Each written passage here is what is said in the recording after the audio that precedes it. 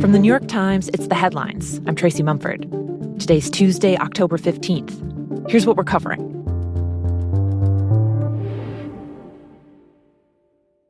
It's a big week on Wall Street, and the feeling so far is optimism.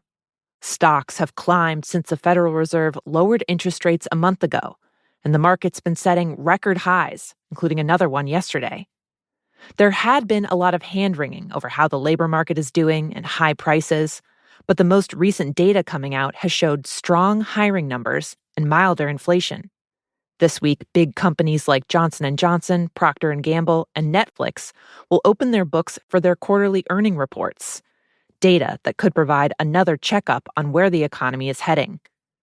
Earnings for big banks JP Morgan Chase and Wells Fargo came out last week. Their profits were down, but their results were still stronger than anticipated, suggesting the economy's in solid shape. Not every sector of the market has been growing equally. A lot of the gains have been driven by giant tech companies who've gone big into AI. But investors hope if the economy stays resilient, other areas outside tech will see growth as well.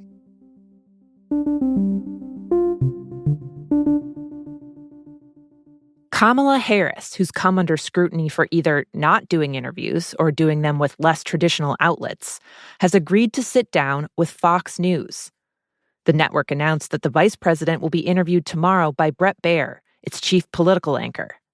It will be Harris's first formal interview with Fox, whose conservative programming often explicitly supports her opponent, former President Donald Trump.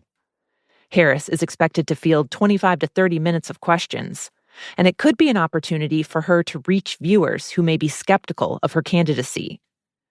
Harris's interview, which will air at 6 p.m. Eastern tomorrow, will be shown on Fox the same day the network airs an unusual town hall with Trump. He's taping the event tonight in front of an all-female audience in Georgia, where he's expected to field questions on abortion, childcare, daycare, and other, quote, issues impacting women, according to Fox.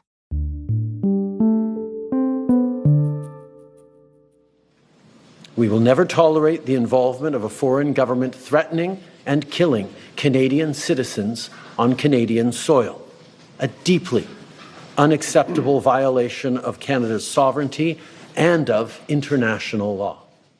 Canada expelled India's top diplomat from the country, along with 5 others on Monday, accusing them of being part of a vast criminal network targeting Canadian citizens who've criticized the Indian government.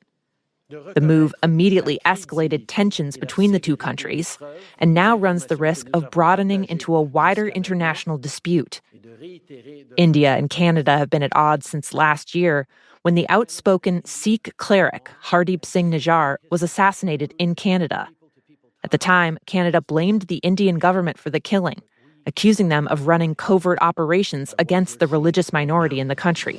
Canada fully respects the sovereignty and territorial integrity of India.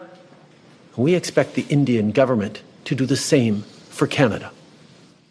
During a press conference on Monday, Prime Minister Justin Trudeau said police had uncovered new evidence of those operations.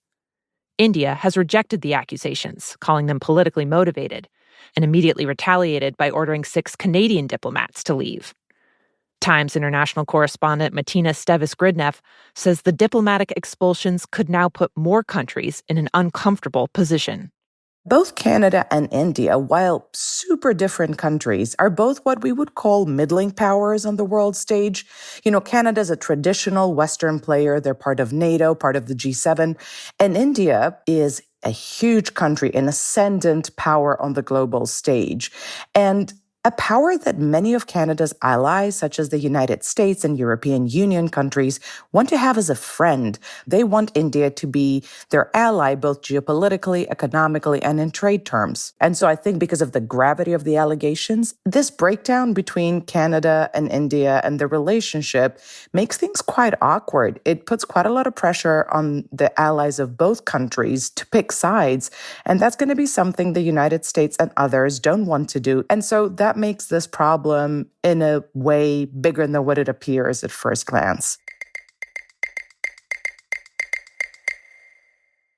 In Gaza, dozens of people were injured or killed by Israeli airstrikes yesterday, including one that hit the grounds of Al-Aqsa Martyrs Hospital, according to health officials and the UN.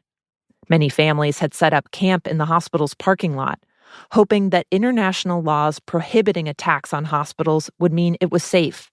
Instead, the families tell the Times they've survived repeated attacks. Monday's strike led to a fire that engulfed the camp.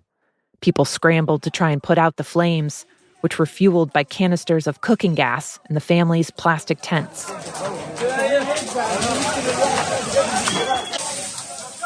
A 20-year-old man living at the camp told The Times, "It's like living inside a recurring nightmare.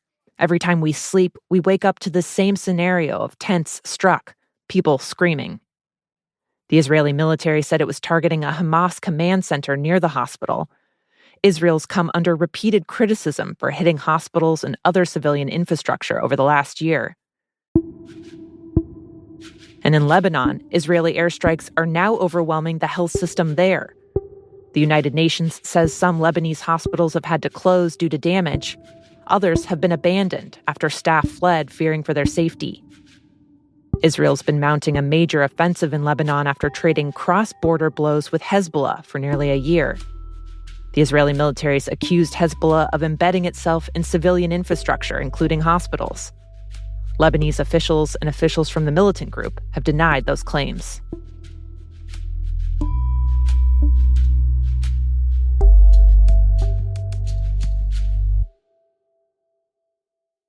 And finally, I think pandas are awesome. I think it's a staple here in D.C., so I'd love a lot of excitement's been building for the return of pandas to the National Zoo. We are so excited to have them back. It's been a little bit of a bummer without them. They're part of a long-running collaboration between the U.S. and China, so-called panda diplomacy, which some had worried would end because of frosty relations between the two countries. But as the pandas arrive in D.C., a new investigation from The Times has uncovered some troubling realities about the panda program. It started in the 90s with China sending pandas abroad in the hopes that foreign zoos would breed them and they'd be released into the wild. But over the last 3 decades, more pandas have been moved into captivity than have been released. Aggressive attempts to have the pandas breed has injured some animals. And while the whole thing is explicitly supposed to be a conservation effort, not a financial arrangement, the Times investigation found that money has been at the center of the conversation from the beginning. You can find the full investigation into the panda program at nytimes.com. Those are the headlines. Today on The Daily, how control of the House of Representatives could hinge on what happens in 2 deeply blue states. That's next in the New York Times audio app, or you can listen wherever you get your podcasts. I'm Tracy Mumford. We'll be back tomorrow.